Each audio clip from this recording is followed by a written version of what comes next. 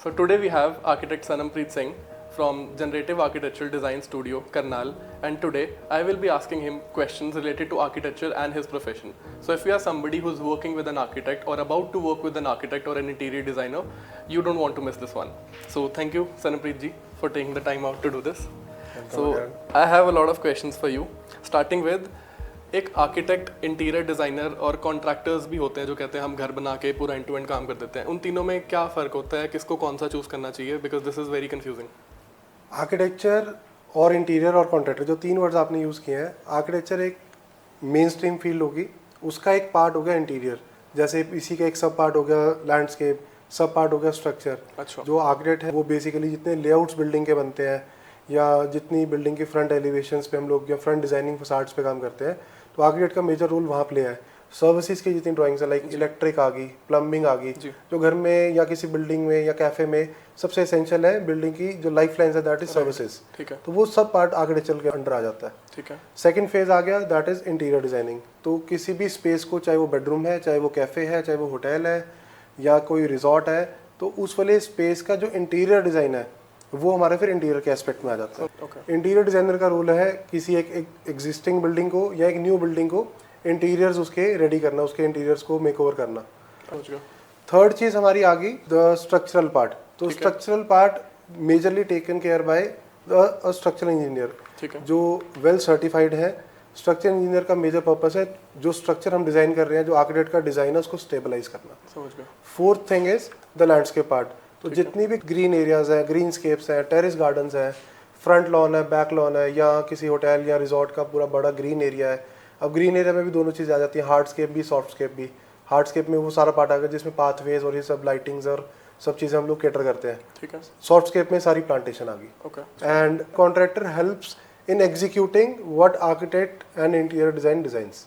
अच्छा. तो ये किसी भी एक प्रोजेक्ट के लिए, मान लो मुझे घर बनाना है, कैफे बनाना है, कुछ भी बनवाना है, तो मुझे तीनों चाहिए. आर्किटेक्ट प्लानिंग करने के लिए, कॉन्ट्रैक्टर एग्जीक्यूट करेगा, एंड इंटीरियर वाला अंदर की चीज़ें करेगा. बेसिकली डिफरेंट जो पार्ट्स हैं इनके अलग अलग लोग एक्सपर्टाइज भी हैं, जो लोग सिर्फ आर्किटेक्चरल पार्ट देख रहे हैं. ठीक है. कुछ लोग ऐसे हैं जो इंटीरियर्स का पार्ट देख रहे हैं सिंपली. ठीक है. तो कुछ लोग ऐसे हैं जैसे as in our firm what we do, we provide solution under one roof. So architecture के लिए we have architects, interior designing के लिए लाइक यू सेड कुछ होते हैं people who are expert. Yes, specially जो लोग आपका इंटीरियर्स का पार्ट को कैटर कर रहे हैं, मोस्टली इंटीरियर डिजाइनर्स भी हैं उसमें. कुछ आर्किटेक्ट्स भी हैं जो by profession, by taste, by choice interiors वाले पार्ट में जैसे उनकी एक्सपर्टीज ज़्यादा होगी या उनका इंटरेस्ट ज़्यादा है, तो वो सिर्फ उतने से पार्ट को ही अपनी एक्सपर्टाइज के साथ कैटर करते हैं. समझ गया. और स्ट्रक्चर में सिविल इंजीनियर्स या स्ट्रक्चर इंजीनियरिंग वाला काम, मतलब स्ट्रक्चर इंजीनियर हर एक अच्छी फर्म के पास, जिन लोगों के बिग स्केल प्रोजेक्ट्स हैं, उनके पास इन हाउस स्ट्रक्चर इंजीनियर जरूर होते हैं, सो दैट कि उनकी बिल्डिंग्स के जो स्ट्रक्चर डिजाइनिंग है वो उसे इन हाउस कर सके.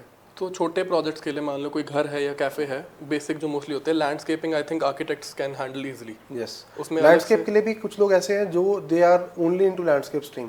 So there are numerous architects who are working as a landscape architect only. Bigger offices आ गए, campuses बड़े जैसे स्कूल कैंपस हो गया, उनके उन वाली चीज़ों के लिए आ गया. होटल के साथ रिजॉर्ट वाला पार्ट जो आ गया, तो उसका जो ग्रीन एरिया, तो बहुत सारे आर्किटेक्ट्स सिर्फ एक्सपर्टीज उनकी लैंडस्केप की है, मास्टर्स उनकी लैंडस्केप में है, तो वो लैंडस्केप वाला पार्ट ही कैटर करते हैं. तो अगर if I talk about, let's say मुझे मेरा घर कंस्ट्रक्ट करवाना है, मैंने प्लॉट लेके रखा हुआ है, नाउ आई डिसाइड कि मुझे अच्छा घर कंस्ट्रक्ट करवाना है, I think an architect is a must have, ताकि वो पूरा स्ट्रक्चर, लेआउट वगैरह सब कुछ चीज़ें बनवा पाए. डेडिकेटेड स्ट्रक्चर इंजीनियर वो आर्किटेक्ट्स के पास होता ही है मोस्टली. मतलब you need not to like every time look for a structure engineer for yourself. जी.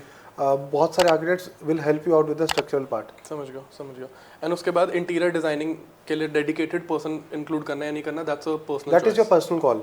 बहुत सारे प्रोजेक्ट्स में एक आर्किटेक्ट है जिसकी आप लोगों ने जब स्टडी किया, इंस्टाग्राम देखा, वेबसाइट देखा या सोशल मीडिया से पता चला, तो आपने देखा कि यार उनके जो एलिवेशनल पार्ट है या जो उनका प्लानिंग वाला पार्ट है वो बहुत ज़्यादा लाइक यू लाइक पर्सनली. ठीक है. और हो सकता है कि इंटीरियर आपको किसी और का बहुत ज़्यादा अच्छा लग रहा हो. तो in that case you can opt for an architect for the civil and the structural part and your services part and the layout thing. ठीक है. And for interiors you can parallelly hire an interior designer also.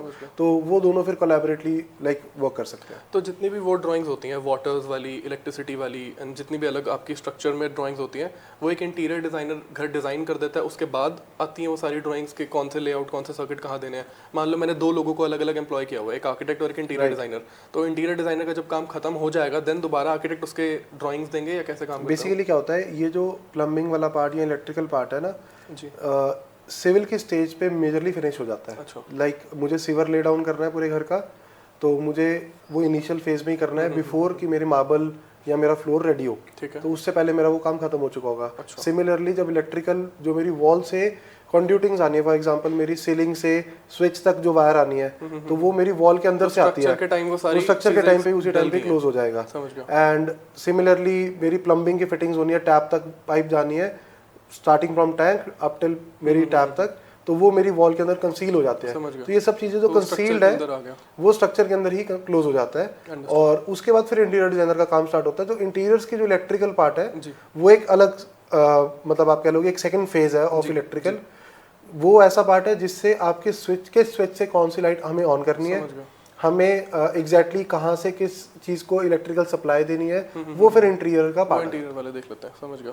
तो market में अगर कोई बंदा जाता है to look for an architect, interior designer, structural वाला person and landscape, how can I identify कि एक person की किस चीज़ में expertise है? Because आपने देखा होगा मोस्टली बहुत सारे आर्किटेक्ट्स होते हैं, वो कहते हैं हम सब कर देते हैं. कोई स्ट्रक्चर वाला कहता है इंटीरियर डिजाइनिंग भी हम कर देंगे. Right. तो हाउ डू आई नो मैं किस टाइप के पर्सन को एम्प्लॉय कर रहा हूँ? क्योंकि वो तो बोल देंगे हम सब करते हैं. How will somebody like me understand? Like for a layman to like find a good person is very difficult. That is a true fact.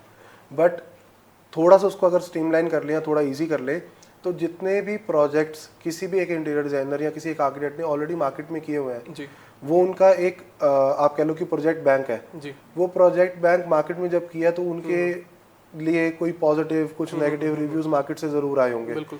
तो जब भी आप किसी के लिए भी, जैसे फॉर एग्जांपल मुझे अगर एक कैमरा भी परचेज करना है तो मैं 3 या 4 अलग अलग वेंडर से कोटेशन लेता हूँ. राइट. उसके बाद वो कोटेशंस में जो मुझे सबसे ज्यादा फिजिबल लगता है मैं उसके मार्केट रिव्यूज पढ़ लेता हूँ. कुछ लोग गूगल रिव्यूज पढ़ते हैं, ठीक है, वो सब्सटेंशियली ठीक भी है, बट सब्सटेंशियली कई बार फेक रिव्यूज भी डले होते हैं. और फिर मार्केट में माउथ टू माउथ जो उस फर्म के बारे में या उस ब्रांड के बारे में जो चीजें आप सुनते हो, वहां से आपको एक थोड़ा सा ट्रस्ट फैक्टर बिल्डअप होना स्टार्ट हो जाता है कि इतने सारे प्रोजेक्ट्स ये कर चुके हैं, इतने सारे डिलीवरेबल्स है, इतने स्पैन के अंदर ये लोग कितना काम कर चुके हैं, या वो फर्म किस स्टेज पे आज. तो थोड़ा सा ट्रस्ट बिल्ड फैक्टर वहां से आता है. प्लस उनके जब इंस्टाग्राम हैंडल्स, जब उनकी वेबसाइट जब आप सर्व करते हो तो वहाँ पे जिस तरह के प्रोजेक्ट्स डले हुए हैं, एक तो आपका टेस्ट आइडेंटिफाई हो जाता है कि हम लोग जो टेस्ट में जाना चाह रहे हैं, बिल्कुल, तो उस तरह का टेस्ट हमें मिल पाएगा, उतना रिच फैक्टर मिल पाएगा या नहीं मिल पाएगा. राइट. एंड सेकेंडली आपको एक प्रोजेक्ट बैंक से भी आइडिया लग जाता है कि इतने सारे प्रोजेक्ट्स अगर बाकी लोगों के लिए ये लोग डिजाइन कर रहे हैं तो obviously people are trusting on them, people are counting on them. तो मतलब वो एक बिल्डअप फैक्टर फिर आपके अंदर भी मतलब वाइल डिसाइडिंग आ जाता है. Make sense. क्योंकि घर बनवाना, कुछ भी कैफे, रेस्टोरेंट, होटल, किसी को कुछ भी बनवाना हो, इट्स अ बिग प्रोजेक्ट. एक तो है भी बहुत एक्सपेंसिव सर्विस के लिए तुम किसी को हायर करते हो. तो इसलिए एक मुझे एक और क्वेश्चन क्या है इसी लाइंस पर ही कि किसी आर्किटेक्ट इंटीरियर डिजाइनर को कैसे, how do I choose the right one? जैसे आपने एक पॉइंट कहा कि गूगल वाले रिव्यूज़ को ठीक है देख सकते हो, बट वो आपको भी पता है, मुझे पता है, अच्छे भी डल जाते हैं, बुरे भी डल जाते हैं. सोशल मीडिया पर भी मैंने बहुत क्या चीज़ देखी है, लोग 3Ds डाल देते हैं. अब रियलिटी नहीं पता उन्होंने एक्चुअल में ये बनवाया था या नहीं बनवाया था, ये कोई एक्चुअल घर एग्जिस्ट करता भी है या नहीं करता, या इनसे फिनिश भी हुआ था या नहीं करता. बिकॉज मोस्टली लोग तो चाहते हैं एग्जीक्यूट करके लाइव चाहिए, सिर्फ डिज़ाइन से तो उनका नहीं काम चलता. तो उसको कैसे टैकल करने का आप रिकमेंड करोगे? एक चीज़ और, क्योंकि आपने कहा ना प्रोजेक्ट बैंक्स, तो मोस्टली लोग क्या होते हैं वो पीडीएफ वगैरह दिखा देते हैं अपनी प्रिंट करके. अब वो भी हमें नहीं पता उनमें से कौन सी उनकी है, कौन सी उनकी नहीं है. किसी प्रोजेक्ट पे उन्होंने सिर्फ थोड़ा सा काम किया, उन्होंने पूरे 3Ds लगा दी. तो how do you? Very very valid question from your and.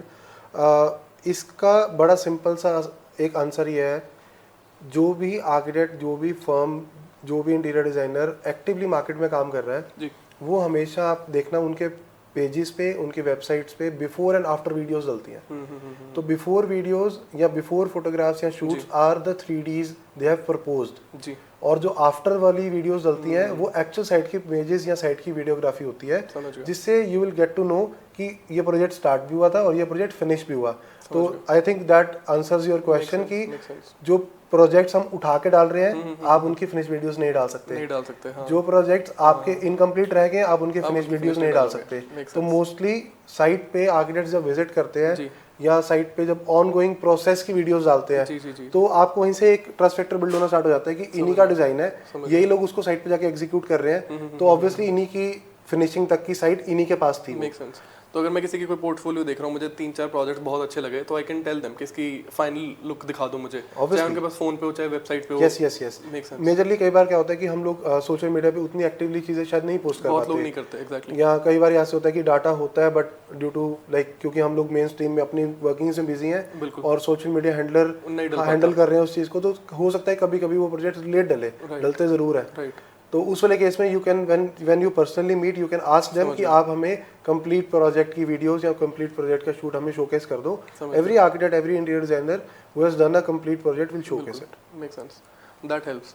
So talking about जैसे ही आर्किटेक्ट इंटीरियर डिजाइनर किसी को कैसे हायर करते हैं, क्या क्या चीज़ें देखनी चाहिए, उसी लाइंस पे क्या क्या ऐसी चीज़ें हैं which are suppose to be like red flags, अगर आपको ये चीज़ दिखी तो थोड़ा बच के रहो, क्योंकि आप प्रोफेशन वाले हो, आपको पता होता है कौन क्या है। फॉर एग्जांपल रैंडम चीज़ कि आपने उनसे बताया कि आफ्टर दिखाओ और वो हेजिटेट कर रहे हैं, अभी पढ़ानी है, मैं भेजता हूँ करता हूँ, तो दैट कैन बी अ छोटा रेड फ्लैग। तो ऐसे और क्या रेड फ्लैग्स हो सकते हैं एक प्रोफेशनल को इवैल्यूएट करते टाइम? तो जो रेड फ्लैग वाली डिस्कशन है वो मेरे को ऐसा लगता है कि या तो हम जब डिस्कशन कर रहे हैं उनके पास आंसर्स नहीं है, तो एक्सपीरियंस में लैक कर रहे हैं कहीं ना कहीं।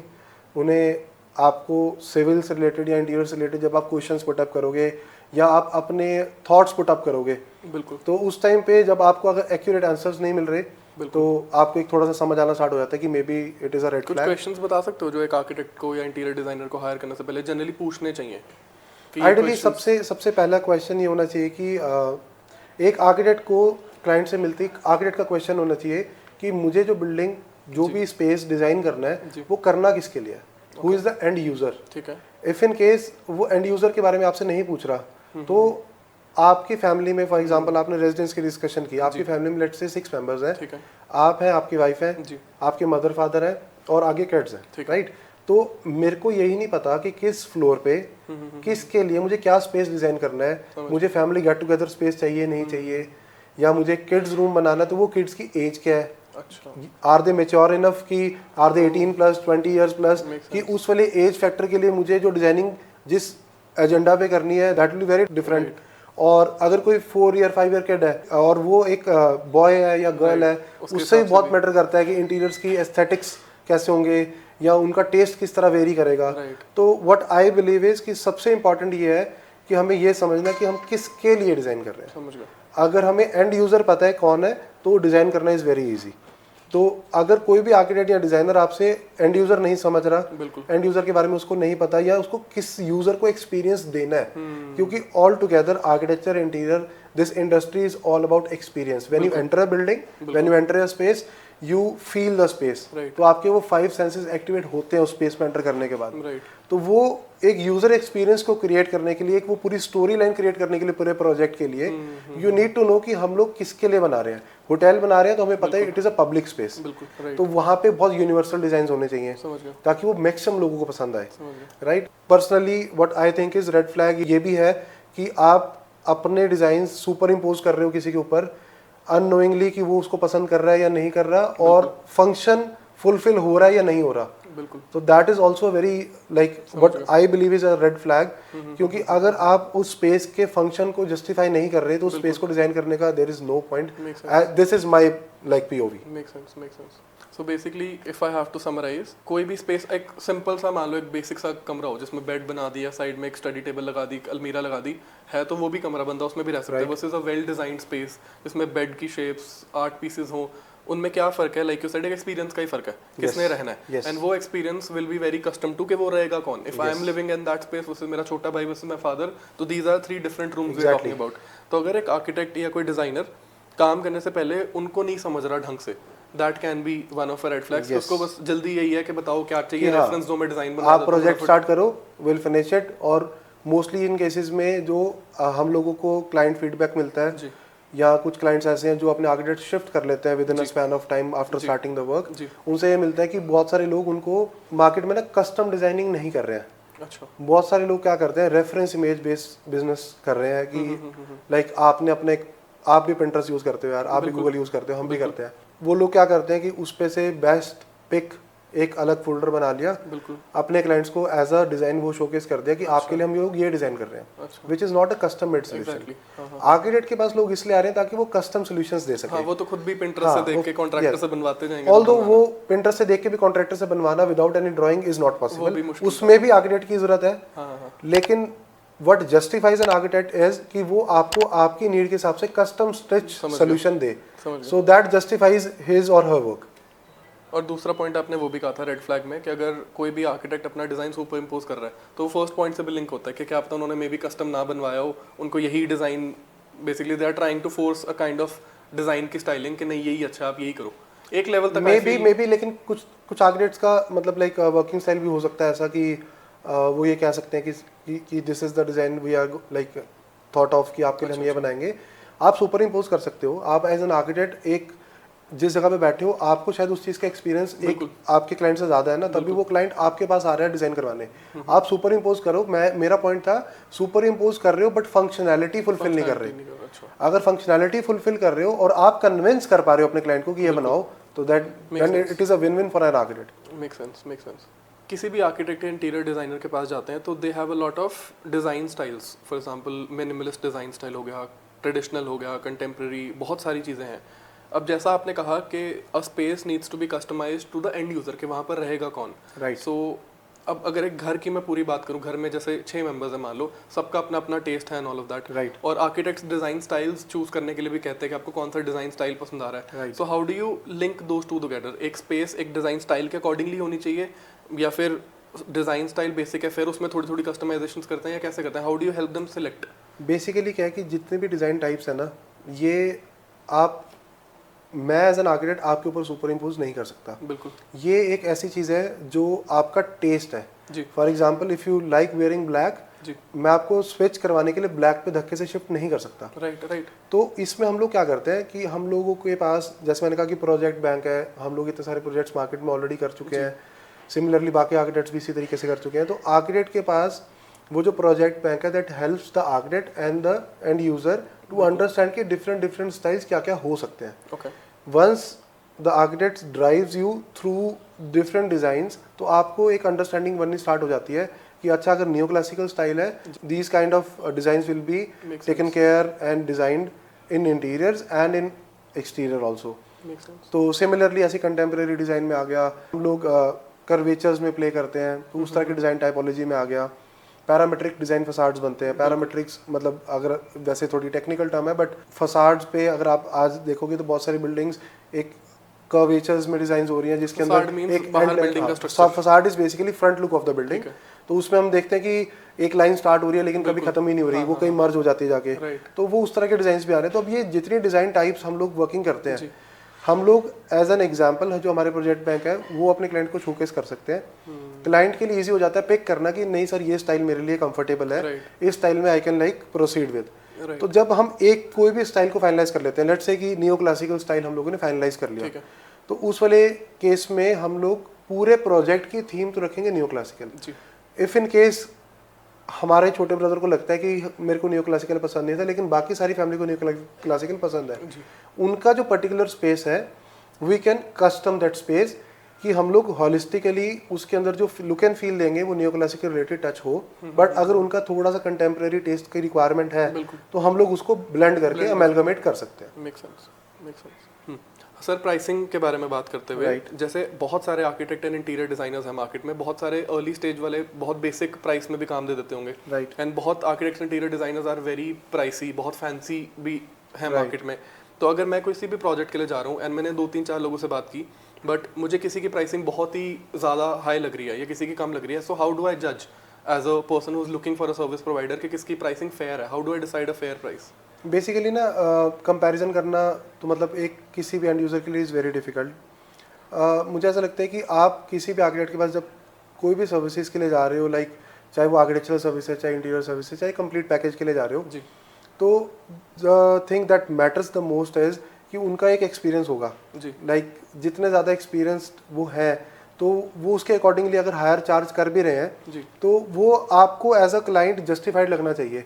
आप उनके पास गए, आपने उनका मार्केट से सुना कि उनका अच्छा काम है, आपने सोशल मीडिया प्लेटफॉर्म पे देखा, आपने वेबसाइट पे देखा, आपको लगा नहीं बहुत अच्छा कुछ डिज़ाइन कर रहे हैं, कुछ एक्सक्लूसिविटी है उनके पास राइट या कुछ अलग से हटके डिज़ाइन कर लेते हैं और हम कुछ यूनिक चीज़ ही ढूंढ रहे थे, तो वहाँ पे जब आप जाओगे you can ask the architect कि सर आपकी सिग्निफिकेंटली मुझे मार्केट के सर्वे करने के बाद थोड़ी सी प्राइसेस हायर एंड पे लग रहे हैं, तो फॉर श्योर उनके पास कोई ना कोई एक एक्स फैक्टर जरूर होगा जो मार्केट नहीं दे रही। फॉर एग्जांपल अगर मैं अभी अगर बात करूं कि अगर हम डिज़ाइंस देने हमें और हम कस्टम सॉल्यूशंस नहीं दे रहे जी तो मे भी हो सकता है कि मेरे प्राइसेस बहुत कम हो, बिल्कुल और अगर मैं कस्टम सॉल्यूशंस पे वर्किंग कर रहा हूँ, मेरी उसके अंदर मेहनत ज़्यादा है, मेरे को हर चीज़ को एक कीन आई से देखना है, मेरे को एवरी डिटेल पे ध्यान देना है, राइट तो obviously I will be charging more than any person who is just like copy and paste करने वाला काम कर रहा है। मेक सेंस तो वहाँ पे हो सकता है कि कई बार हम इस वाले सेगमेंट को शायद apple to apple comparison price के मैटर में ना कर पाए कि प्राइस कम है तो मे भी हो सकता है हमें इसको ऑप्ट करना चाहिए कि हमारे को सस्ते में काम मिल जाएगा। फॉर श्योर हो सकता है वो बहुत बड़ा कहीं ना कहीं लूप होल होगा कि अगर किसी का प्राइस बहुत हाई है और किसी का बहुत लो है तो वो कुछ ऐसी एक्स्ट्रा सर्विसेज दे रहे होंगे जो शायद आपकी बिल्डिंग को बनाते हुए आपको बहुत ज़्यादा हेल्पफुल होंगे, और at the end of it जो फाइनल प्रोडक्ट फाइनल आउटपुट निकलना है उसमें बहुत हमें हेल्प करेंगे। Fair enough. प्राइसिंग के बारे में ही अगर मान लो मैंने मार्केट में 3-4 कोटेशंस मंगवाई, I really liked one architect interior designer and उनकी प्राइसिंग है मेरे बजट से, अगर मान लो मुझे 1 लाख स्पेंड करने थे इस काम के ऊपर, प्लेस होल्डर के लिए नंबर है, तो उनकी 25-30% ज़्यादा उससे ज़्यादा है कि 1.25 की पड़ रही है, लाइक यार ये तो मेरे बजट से बहुत बाहर है।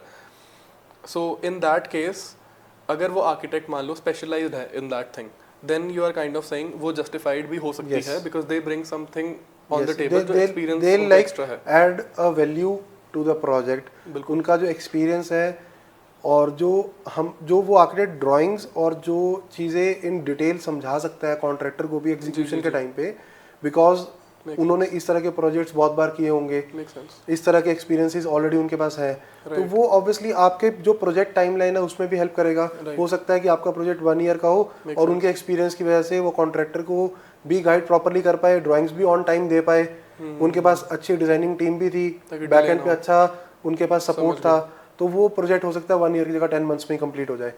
तो ज़रूरी नहीं है कि हम सिर्फ फीस से जस्टिफाई कर पाएंगे इस चीज़ को। हो सकता है कि आप हायर वाले किसी आर्किटेक्ट को अगर चूज करते हो बिल्कुल तो वो मे बी आपकी कॉस्ट सेविंग भी कर पाए, क्योंकि उनके पास एक्सपीरियंस है, उनके पास वो वेंडर्स हैं जहाँ से आप कॉस्ट सेविंग कर सकते हो, उनके पास वो कॉन्टैक्ट्स हैं जो आपको हेल्प कर सकते हैं to lower down your total budget.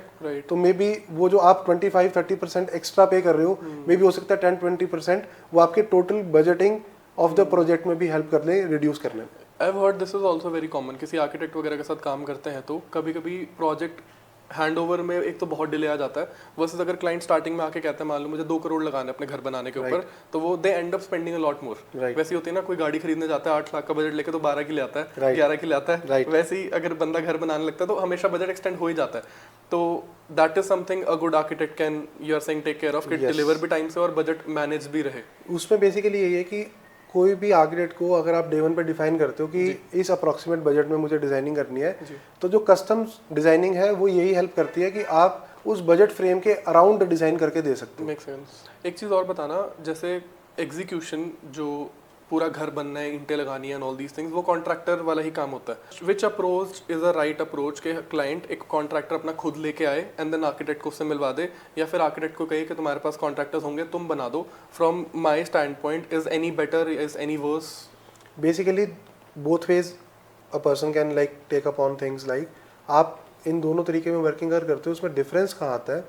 कोई आर्किटेक्ट एक बीइंग अ प्रोफेशनल, एक interior designer being a professional can जज द वर्क ऑफ कॉन्ट्रैक्टर, तो उनके पास या उनके साथ काम करने वाले जो कॉन्ट्रैक्टर्स हैं वो हो सकता है जो आप ढूंढ के लाओ शायद उससे ज़्यादा स्किल्ड हो।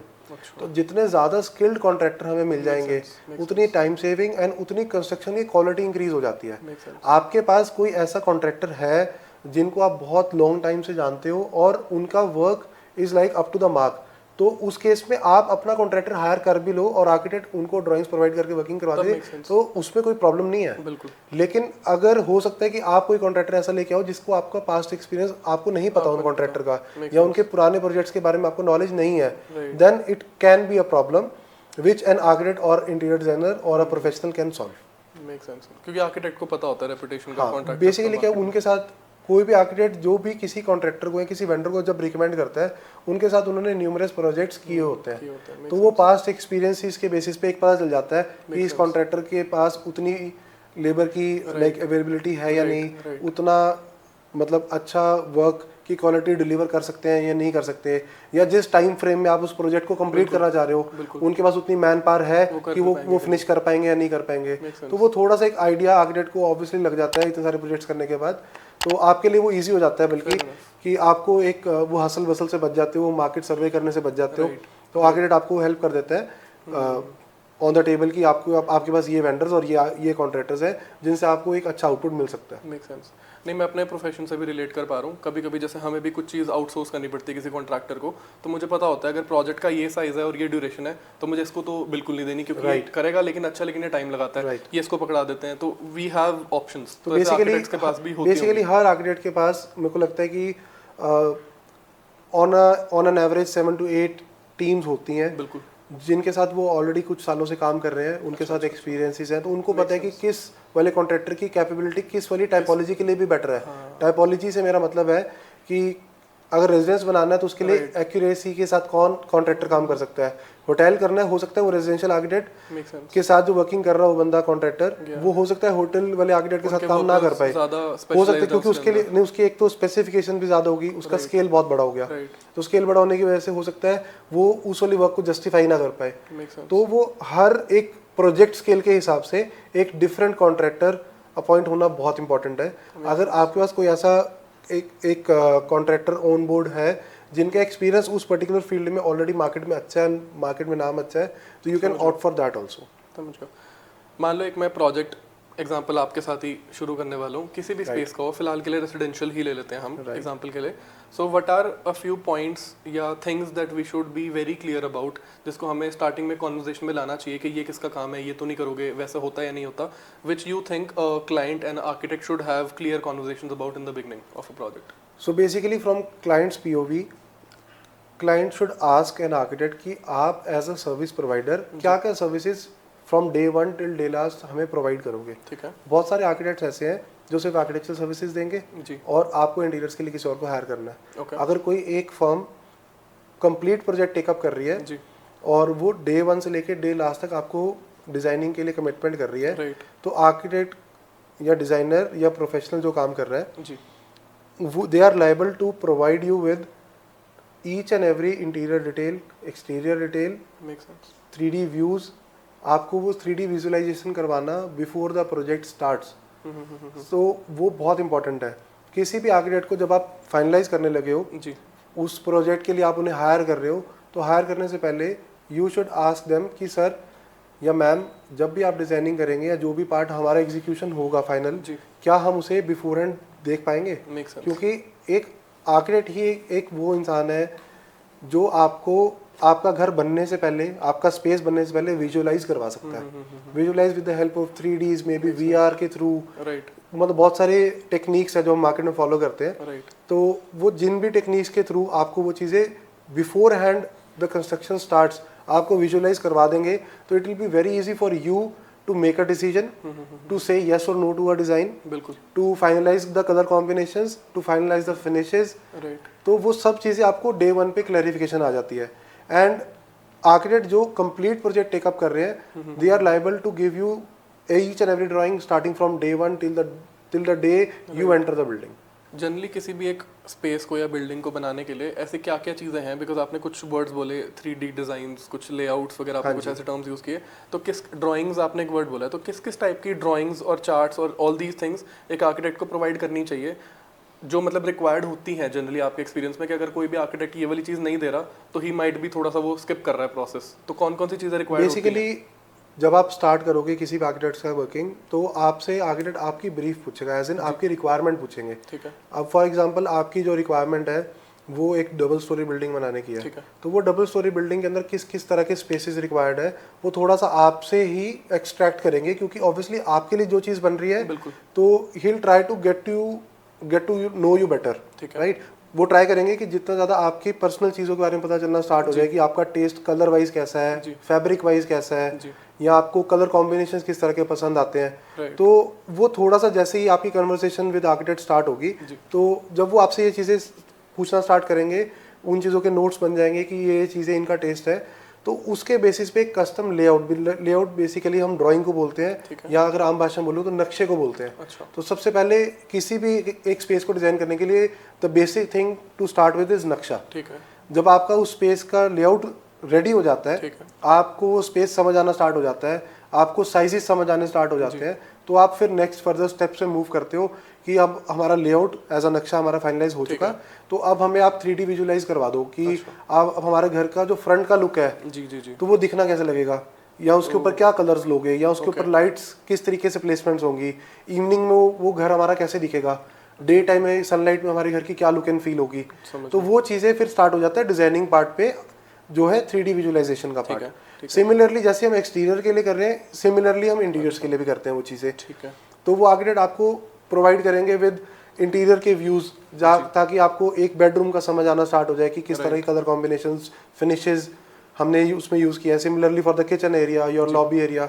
ऐसे ही अगर किसी और बिल्डिंग टाइपोलॉजी के लिए कैफे के लिए है, तो कैफे में कैसी फील ले रहे हैं, अर्दी फील ले रहे हैं, होटल बना रहे हैं तो होटल मॉडर्न बना रहे हैं या न्यू क्लासिकल बना रहे हैं। तो वो चीज़ें हमारी 3D से क्लियर होनी स्टार्ट हो जाती हैं कि जो चीज़ें हम वर्बली कन्वे कर रहे हैं क्लाइंट को, वो चीज़ें एक practically as a visual ready करके हम दिखा देते हैं कि बिफोर हैंड हम कुछ भी स्टार्ट करें आपको क्लैरिटी आ जाए कि ये चीज़ बनने वाली है।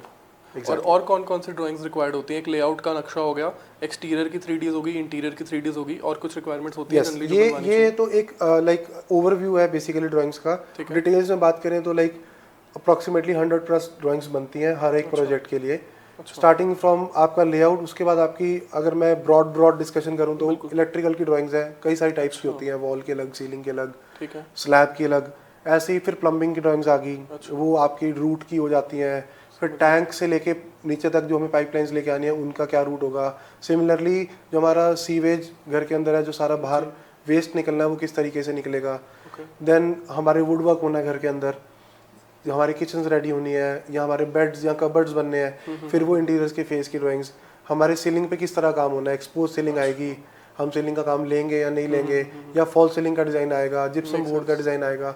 तो इस तरह के बहुत सारे मटेरियल डिफरेंसेस जिस तरह से वेरी करते जाएंगे उस तरह से ड्राइंग्स वेरी करती जाएंगी। तो starting from the services part, जो बेसिकली हमारी बिल्डिंग की लाइफलाइन है, बिल्कुल, प्लम्बिंग, इलेक्ट्रिकल्स, सीवेज, हमारी जो फ्रंट एलिवेशन, इलेक्ट्रिकल वर्किंग्स, ये सब चीज़ें। And then the interiors part, जिसमें वुडवर्क, फ्लोरिंग्स, हमारी सीलिंग के अंदर लाइट्स, हमारे पेंट के फिनिशेस, और हमारी जैसे डेकोरेटिव पर्पस से हमें कोई पेंटिंग लेनी है, कोई आर्टिफैक्ट प्लेस करना है, तो ये सब चीज़ें जो है वो पूरा पार्ट हो जाता है ड्राइंग्स का। So 100+ ड्राइंग्स बनती हैं generally approximately, depending upon the scale of the projects, varying from 80 to 100। बड़े प्रोजेक्ट्स हैं लाइक होटल्स हैं, या रिजॉर्ट्स हैं, या फार्म हाउसेज हैं जिनके 3 एकड़ 4 एकड़ की कंस्ट्रक्शन है, 5 एकड़ कंस्ट्रक्शन है, होटल्स हैं 10-20 एकड़ की कंस्ट्रक्शन है। तो उसमें लाइक जो ड्राइंग का काउंटिंग नंबर है वो ऑब्वियसली इंक्रीज हो जाएगा। 300, 400, 500 ड्राइंग्स का पूरा सेट होता है। Make sense. जब भी कोई आर्किटेक्ट एक एंगेज करता है क्लाइंट के साथ, तो क्या वो डिफाइन करते हैं हम इतनी ड्राइंग्स देंगे आपको, डे 1 पे ही वो डिसाइड करते हैं इतनी ड्राइंग्स रिक्वायर्ड है? बेसिकली ये एक परफॉर्मा हर आर्किटेक्ट के पास ज़रूर होता है। जब भी हम जिस भी टाइपोलॉजी के प्रोजेक्ट को टेकअप करते हैं, उस वाले प्रोजेक्ट के टाइप की जो भी ड्राइंग्स बननी है, उसकी एक लिस्ट ऑफ ड्राइंग्स एक ऑलरेडी आर्किटेक्ट के पास होता है रेडी। तो वो डे 1 पे जब आप उनके पास जाओगे, यू कैन आस्क देम कि सर आप, या सर या मैम, आप जो भी डिज़ाइनिंग करेंगे या जो भी हमारी बिल्डिंग आप डिज़ाइन करेंगे, उसमें आप किस किस तरह की ड्राइंग्स या किस किस तरह की मतलब जो सर्विसेज है आप प्रोवाइड करेंगे। तो the designer will 100% for sure justify and will give you the list, और या वो आपको डिस्कशन के टाइम पे बता देंगे कि ये चीज़ें हैं जो आपको through out the tenure, through out the designing part will be like delivering. एक क्वेश्चन और था मेरा, फॉर एग्जांपल लेट्स से मुझे घर बनाने में 1 CR लगाना है, राइट, पूरी कंस्ट्रक्शन में। कुछ चीज़ें जो आपकी नज़र में which might be expensive but वो डेफिनेटली वर्थ इट है, कई चीज़ों पे जहाँ पे मेरे को बिल्कुल सैक्रिफाइस नहीं करना चाहिए, घर के लिए अलग आंसर हो सकता है, कैफे होटल्स के लिए अलग आंसर हो सकता है। Right. तो वो कौन कौन सी ऐसी चीज़ें हैं जहाँ पे बिल्कुल भी पैसे बचाने का ना सोचे तो अच्छा रहेगा? सबसे कॉमन आंसर जो मैं दूंगा वो सभी बिल्डिंग टाइपोलॉजी के लिए कॉमन है, okay that is don't save money on structures. Okay अपनी स्ट्रक्चरल स्टेबिलिटी को कभी कॉम्प्रोमाइज मत करो। ठीक है। हो सकता है आज हम जिस भी बिल्डिंग को जिस भी पर्पज से डिजाइन कर रहे हैं, कुछ ईयर्स के बाद मुझे उस बिल्डिंग को मेकओवर करना पड़े। हो सकता है आज मैं किसी कमर्शियल स्पेस को डिजाइन कर रहा हूँ और आज मैं अपने लिए कर रहा हूँ, मे बी कल को मुझे उसको रेंट आउट करना है। बिल्कुल। तो जिस भी स्पेस को हम डिजाइन कर रहे हैं किसी भी पर्पस के लिए आज, चाहे वो पर्पस सेम रहे चाहे वो पर्पस कल को चेंज हो जाए, बट स्ट्रक्चरल स्टेबिलिटी इंटैक्ट रहनी सबसे इंपॉर्टेंट है। तो स्ट्रक्चर्स पे कभी भी मैं मतलब हमेशा अपने क्लाइंट्स को सजेशन देता हूँ कि आप स्ट्रक्चर्स में कभी भी कॉम्प्रोमाइज़ ना करो। बेस्ट क्वालिटी ऑफ कंस्ट्रक्शन, जी best quality of contractor, best quality material in terms of bars, bars मतलब सरिया, जी best quality of cement, best quality of brick हम परचेज करें, ताकि हम कभी भी अगर उस बिल्डिंग को चेंज भी करना चाहें, उसके अंदर थोड़ी अमेंडमेंट करना चाहें, या आप कह लो रेनोवेट करना चाहें किसी और बिल्डिंग टाइपोलॉजी की वर्किंग के लिए, या एक कैफ़े को मुझे एक बार में कन्वर्ट करना है, राइट या मुझे एक रिजॉर्ट को कन्वर्ट करना है, मे बी एक फार्म हाउस में लेटर ऑन, तो मैं उसके अंदर अब वॉल्स को निकालना स्टार्ट कर दूंगा और मैं कंबाइन करके स्पेसेस बड़े करना ट्राई कर रहा हूँ। तो उस टाइम में मेरे स्ट्रक्चर पे कभी भी कोई इफेक्ट ना आए। तो structure is a must thing to like not compromise on. For example आपको कितना टाइम हो गया आर्किटेक्चर में ये सब फील्ड से करते हुए? Almost we are working in this field from almost a decade. Almost a decade, right. कुछ ऐसी चीज़ बता सकते हो जो अर्ली ऑन मिस्टेक्स जो मान लो मे बी आपने की हो या मे बी कोई बाकी आर्किटेक्ट्स करते हैं किसी भी स्पेस पे काम करते हुए, जो आपको लगता है कि ये मिस्टेक्स बिल्कुल नहीं करनी चाहिए, ये कोई एक्सपीरियंस से ही मैं बता सकता हूँ कोई भी स्ट्रक्चर बनवाते हुए? New architect might make a mistake कि वो कोऑर्डिनेटेड ड्राइंग्स पे शायद इतनी इजीली काम करके ना दे पाए, जो एक एक्सपीरियंस आर्किटेक्ट दे सकता है। कोऑर्डिनेटेड ड्राइंग से मतलब है कि हमारी जो प्लम्बिंग है, हमारी जो सीवर की मार्किंग है, हमारी जो इलेक्ट्रिकल की मार्किंग है, फिर मेरी वुडवर्क की मार्किंग है, वो सब चीज़ें आपस में कोरिलेट होनी चाहिए। Very basic very simple example, अगर एक लेमन लैंग्वेज से बात करूं कि मुझे एक बेड प्लेस करना है रूम के अंदर और मुझे लाइट ऑन ऑफ करने के लिए हर बार बेड से उठ के नहीं जाना, बिल्कुल मुझे उसको वो ईज ऑफ कंफर्ट चाहिए अपने बेडरूम में, तो वो मेरे को स्विचेस कहाँ मिलेंगे? तो हम लोग एक एक्सपीरियंस के बाद कि यूज़र एक्सपीरियंस के बेसिस पे वो चीज़ यहाँ पे placement is the perfect location to place it on. For example मैं कहता हूँ कि मुझे बेड साइड पे स्विचेस चाहिए ताकि जब भी मैं बेड पे बैठूँ मैं वहाँ से लाइट्स ऑन ऑफ भी कर पाऊँ, फैन को ऑन ऑफ भी कर पाऊँ, अपने सामने जो मेरा एलईडी कंसोल है उसको भी ऑपरेट कर पाऊँ, मुझे लैपटॉप चार्ज करना है मैं वो भी कर पाऊँ, फ़ोन चार्ज करना है वो भी कर पाऊँ। तो ये सब चीज़ें जो है विद एक्सपीरियंस हो सकता है कि एक न्यू आर्किटेक्ट मे बी किसी एक पॉइंट पे मिस ऑन कर जाए, लेकिन एक एक्सपीरियंस आर्किटेक्ट है उसे ये पता है कि इस स्पेस के किस कॉर्नर पे कल को किस तरह की नीड आ सकती है। तो in advance if in case वो चाहे need once in a while आए, बट एक एक्सपीरियंस आर्किटेक्ट उसको प्री प्लान करके चलेगा। जो एक हो सकता है न्यू आर्किटेक्ट जिसको भी एक्सपीरियंस गेन करना है या अभी मार्केट में भी काम नया स्टार्ट किया है, वो शायद हो सकता है वो टेक्निकल डिटेल्स जो बेसिक फंडामेंटल्स है उनको फुलफिल कर दें, बट हो सकता है एक एड ऑन फैक्टर जो है जो एक एक्सपीरियंस से आता है वो एड ऑन फैक्टर हो सकता है मिस हो जाए। Make sense. एक चीज़ और बताना sir, how important are Vastu principles? ये क्या होते हैं और इनका है सिग्निफिकेंस या कितना उसको इम्पोर्टेंस देनी चाहिए? वास्तु बड़ा एक सब्जेक्टिव टॉपिक है, मतलब बहुत सारे लोग हैं जो वास्तु में बिलीव करते हैं, बहुत सारे जो लोग नहीं भी करते। मतलब हम लोग जब क्लाइंट्स के लिए डिज़ाइन करते हैं तो while taking the first brief, जो उनकी फर्स्ट रिक्वायरमेंट लेते हैं, तो वी आस्क देम कि आप लोग वास्तु में बिलीव करते हैं या आपकी बिल्डिंग हम लोगों को एज पर वास्तु के जो फंडामेंटल्स हैं उस पर डिज़ाइन करनी है या नहीं करनी। तो वास्तु के बेसिस पे देयर आर सम प्रिंसिपल्स, जो वो प्रिंसिपल्स हैं वो एक फिक्स्ड पैटर्न है जिसपे हर जो प्लॉट है उसकी फेसिंग के ऊपर डिपेंडेंट है कि मेरी इस प्लॉट की क्या फेसिंग है और उस पर किस तरह के वास्तु के फंडामेंटल्स या जो वास्तु के कंप्लायंसेस हैं वो अप्लाई होंगे या नहीं होंगे।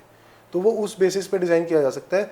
इसका जवाब शायद एक डिज़ाइनर नहीं दे सकता कि आपको फॉलो करना चाहिए या नहीं चाहिए। इट इज़ लाइक कि आप किस भगवान में मानते हो। अच्छा। तो it is very similar to that कि आप बिलीव करते हो अगर वास्तु में, तो you should not deny it. If you don't believe it, if you don't want to follow it, तो ऐसा नहीं है कि उसके बिना बिल्डिंग्स नहीं बनती या उसके बिना बिल्डिंग सक्सेसफुली रन नहीं करती। तो अगर किसी को है कि मेरा घर वास्तु कंप्लायंट हो, तो वो एक वास्तु कंसल्टेंट अलग से एक ब्रिंग इन करना चाहिए या आर्किटेक्ट्स को पता होता है क्या चीज़ का? हर आर्किटेक्ट जो एक्सपीरियंस आर्किटेक्ट है उनके पास इतना एक्सपीरियंस होता है कि वो आपको बेसिक वास्तु, बेसिक कंप्लायंसेस आपको आपकी बिल्डिंग में ऑलरेडी सेट करके देते हैं। If in case you want कि हमें डिटेल्ड वास्तु या एक एक चीज़ एट एवरी डिग्री बिल्कुल एक्यूरेसी से चाहिए, सो आई वुड रादर सजेस्ट कि आप उस वाले केस के अंदर एक वास्तु कंसल्टेंट को आर्किटेक्ट के पैरेलली उनको भी हायर कर लो, ऑन बोर्ड ले लो, सो दैट कि जो भी ड्राइंग्स बने वो गवर्न हो जाए थ्रू वास्तु कंसल्टेंट। और if in case day one, मतलब वास्तु कंसल्टेंट अगर आपको हायर करना है ना तो डे वन से हायर होना चाहिए। अच्छा। क्योंकि जब लेआउट्स डिजाइन होंगे that is the most important part of the building. जब आप नक्शा बना रहे हो, अगर आपके पास तभी वास्तु कंसल्टेंट नहीं है या आप तब उन कंप्लायंसेस को जो आप उसके अंदर इनकॉर्पोरेट करना चाह रहे हो उनके ऊपर ध्यान नहीं दे रहे, तो उस लेआउट के बेसिस पे तो कंस्ट्रक्शन स्टार्ट हो जाएगी। समझ गया। और जब कंस्ट्रक्शन स्टार्ट हो जाएगी उसके बाद वास्तु कंप्लायंसेस को जब आप उसके अंदर इनकॉर्पोरेट करने की ट्राई करोगे, हो सकता है कुछ कंप्लायंसेस इजीली ऐड हो जाए, कुछ हो सकता है हमें डिमोलिश करना पड़े कुछ पार्ट। तो वो स्ट्रक्चरली जो है वो एक नेगेटिव एस्पेक्ट है। तो ट्राई करें कि अगर आपको वास्तु फॉलो करना है किसी भी बिल्डिंग टाइपोलॉजी के लिए, डे वन से जब लेआउट्स डिजाइन हो रहे हैं उसी टाइम पे वास्तु कंसल्टेंट भी अगर ऑन बोर्ड आ जाए तो आपके जितने भी लेआउट्स फ्रीज होने हैं, जो भी चीज़ें होनी है वो डे वन से ऑन राइट ट्रैक आ जाएंगी इन टर्म्स ऑफ वास्तु। जैसे आपने वास्तु वाला ही पॉइंट बताया कि फॉर एग्जांपल किसी को अगर वास्तु कंप्लायंस चाहिए, मान लो मुझे चाहिए और मैंने 3D बनने के बाद मैं किसी वास्तु वाले पर लेके गया कि देखना है सब ठीक है, और वो उन्होंने नेचुरली 10-15 पॉइंटर्स बता दिए कि ये चीज़ ऐसे होनी चाहिए, वैसे होनी चाहिए। तो this is like one of the mistakes people make while working with an architect कि वास्तु कंसल्टेंट को बहुत देर में इन्वॉल्व किया। हम लोग इसीलिए ट्राई करते हैं कि जब आप डे वन पे हमारे पास आओगे, हम आपको डे वन ये इन्फॉर्म करें जी। आप किसी भी आर्किटेक्ट के पास जा रहे हो, आप उनके पास अपनी ये क्वेरी फर्स्ट प्लेस पे रखो, राइट, सो दैट कि आपको ये क्लैरिटी हो कि मुझे वास्तु करवाना ही करवाना है फॉलो, और आर्किटेक्ट को पता हो कि उसने वास्तु करना है। क्योंकि अगर आप कन्वे ही नहीं कर रहे हो अपनी चीज, आप आर्किटेक्ट को बता ही नहीं रहे हो जाके कि हम लोग वास्तु के हिसाब से चलना चाह रहे हैं, तो उस वाले केस में आर्किटेक्ट हो सकता है कि 100% एक्यूरेसी से नहीं, मे बी जितना उस बिल्डिंग के लिए रिक्वायर्ड है या जितना कंफर्टेबली हो सकता है फॉलो वो उतना कर दें। लेकिन अगर आपको चाहिए कि वो फॉलो हो तो डे वन पे आप आर्किटेक्ट को इन्फॉर्म करो। अगर उन्हें लगता है कि they can help you with this, तो ही और she will for sure help you with the solutions. Otherwise he और शी विल गाइड यू कि आप एक वास्तु एक्सपर्ट ऑन बोर्ड ले लो। मैं वही पूछने लगा था। तो जैसे this is one of the mistakes people can make while working with an architect, ऐसी और क्या क्या मिस्टेक्स आप क्लाइंट्स के एंड पे नोटिस करते हो जो मे बी आपके साथ वो काम करते हुए वो अपने एंड पे लेते हैं या किसी चीज़ पे रिजिड हो जाते हैं, या क्या है जो आप उनको रिकमेंड करोगे कि अगर तुम आर्किटेक्ट के साथ काम कर रहे हो तो ये 5-7 चीज़ें मत करना, तुम्हारा ही, क्योंकि at the end of the day it's my project only, घर मेरा ही बन रहा है। तो ऐसी कौन सी और गलतियां आप नोटिस करते हो क्लाइंट्स को मेक करते हुए विद देयर आर्किटेक्ट? मेजरली अपनी requirements completely clearly lay down नहीं करवाना। Okay, it is as simple as कि आप डॉक्टर के पास गए हो लेकिन आपने उनको प्रॉब्लम ही नहीं बताई, पूरी सिम्टम नहीं पूरे बताए। हाँ, तो आपको जो रिक्वायरमेंट है, चाहे वो आपको कई बार लग रहा है कि शायद यार ये वैलिडेशन नहीं करेगा, या आपको लग रहा है कि ये शायद बताना ही जरूरी नहीं है, आप एक ओपन हार्ट के साथ आर्किटेक्ट के साथ बैठो, उनको अपनी ईच एंड एवरी माइनर से माइनर, मेजर से मेजर डिटेल एक्सप्लेन कर दो कि मुझे ये चीज़ घर में चाहिए। इफ़ इन केस कुछ क्लाइंट्स के साथ ये भी प्रॉब्लम आती है कि वो एक्सप्लेन नहीं कर पाते, तो आज द आर्किटेक्ट कि आप हमें कोई भी प्रोजेक्ट एक शोकेस कर दो ताकि देख के शायद समझ आ जाए कि हमें क्या चाहिए। कुछ लोगों का एक माइंडसेट होता है कि मेरे को एज अ ड्रीम हाउस या मेरे को एज अ ड्रीम बिल्डिंग या एज अ ड्रीम प्रोजेक्ट ये आउटकम चाहिए। तो वो जिसका वो ड्रीम आउटकम है, अगर आप उसको वर्बली कन्वे कर सकते हो आर्किटेक्ट को, वेल एंड गुड। नहीं कर पा रहे हो, आज द आर्किटेक्ट और द डिजाइनर कि आप उससे रिलेटेड कोई भी प्रोजेक्ट हमें दिखा दो, सो दैट कि अगर हम कहीं लैग कर रहे हैं या हम कोई पॉइंटर्स मिस कर रहे हैं तो वो हम नोट डाउन कर लें और वो आपकी आने वाली बिल्डिंग जो हम डिजाइन कर रहे हैं उसके अंदर इनकॉर्पोरेट कर लें। ठीक है, मेरे माइंड में यही क्वेश्चंस थे सर। बाकी if anybody is watching this video इतनी दूर तक भी एंड वो किसी आर्किटेक्ट इंटीरियर डिजाइनर को एम्प्लॉय करने ही वाले हैं, they are in that research mode, any piece of advice which you want to share जो आपने ऑलरेडी ना की हो? आप जब भी किसी प्रोफेशनल को हायर करते हैं तो मेक श्योर कि आप उनका बैकग्राउंड ज़रूर चेक करें, उन्होंने क्या प्रोजेक्ट्स फिनिश किए हुए अब तक, वो आप एक बार मेक श्योर करें कि वो क्या आपके टेस्ट के अकॉर्डिंग कहीं ना कहीं लाए करते हैं या नहीं। Although a very off the beat advice, जो भी प्रोजेक्ट्स किसी भी आर्किटेक्ट्स के पोर्टफोलियो में होते हैं, they are not an architect's taste. ये सबसे बड़ी मिसकंसेप्शन है क्लाइंट्स के लिए कि ये आर्किटेक्ट तो फ्लैशी डिज़ाइन करता है, ये आर्किटेक्ट तो बहुत ज़्यादा कलरफुल चीज़ें डिज़ाइन करता है, या ये आर्किटेक्ट बहुत अर्दी काम करता है। आर्किटेक्ट का जो टेस्ट है या तो वो बहुत निश डिज़ाइनर हो कि वो किसी एक पर्टिकुलर निश पे काम कर रहे हैं, तो वो डिफाइन हो सकता है। अगर होलिस्टिकली एक बड़े प्रोजेक्ट पे या एक छोटे प्रोजेक्ट पे जब काम कर रहे हैं और हर तरह के प्रोजेक्ट्स वो लाइक टेकअप करते हैं, तो उस केस में जो प्रोजेक्ट्स आप उनके इंटरनेट पे या सोशल मीडिया पे देख रहे हो, नॉट नेसेसरली वो आर्किटेक्ट का टेस्ट हो, वो उनके क्लाइंट का टेस्ट या उनके क्लाइंट की रिक्वायरमेंट हो सकती है जो एक आर्किटेक्ट ने फुलफिल की हो। सो वो एक मिसकंसेप्शन से ज़रूर मेरे को लगता है बचना चाहिए करण, कि आपको किसी के प्रोजेक्ट, पुराने प्रोजेक्ट के बेसिस पे ये जजमेंट लेना कि ये इनका टेस्ट है तो इससे काम नहीं करवाते। Make sense. आर्किटेक्ट जो कस्टम डिज़ाइन कर रहा है वो आपके लिए आपकी रिक्वायरमेंट कस्टम करेंगे और किसी थर्ड पर्सन के लिए थर्ड पर्सन की रिक्वायरमेंट को कस्टम करेंगे। तो जो कस्टम किया है वो आपका डिज़ाइन है, ना कि आर्किटेक्ट का। It is designed for you, designed bye them, right. It is not the architects design.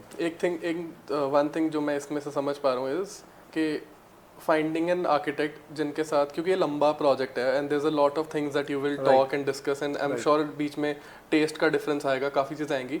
So finding an architect जिसको जनरली एक एक्सपीरियंस हो एंड आप उनके साथ इतना कंफर्टेबल हो पाओ कि मैं इनसे डिस्कस कर पा रहा हूँ या I like working with them, मतलब ये थोड़े हैं फ्रेंडली हैं या मुझे किसी भी टाइप की पर्सनालिटी चाहिए in an architect, that is more important as compare to other things. Like did I get this right? Basically partially right, क्योंकि मुझे ऐसा लगता है दो तरीके होती हैं कि आप एक तो या तो आप आर्किटेक्ट ऐसा ढूंढ लो जो आपको लगता है कि मेरे साथ फ्रेंडली है जी, या आपके साथ ओपन होकर के डिस्कशन कर रहा है जी।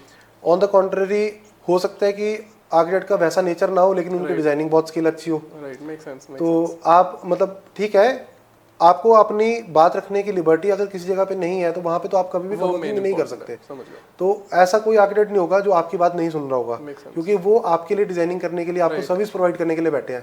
तो हर एक इंसान का नेचर डिफरेंट होगा, लेकिन एक प्रोफेशनल जो होगा, जो प्रोफेशनली मार्केट में काम कर रहा है, ही और she will for sure listen to you कि what are your requirements, and उसके बाद ही वो डिजाइनिंग और एग्जीक्यूशन वाले पार्ट पे मतलब काम स्टार्ट करेंगे। Make sense. ठीक है sir, thank you so much for taking the time and answering all these questions. If there's any other question you might have in this video, please drop that in the comment.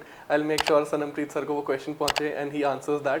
Other than that, अगर किसी को कोई personal question पूछना हो apart from the comments, where can they reach you? Can they email you? Or yes, so they can reach us on our social media platforms, on our website under the name www.gadsarch.com, or they can reach us on our Instagram page generative GENERATIVE.ads, and also they can email us on our email address, that is generative.ads@gmail.com.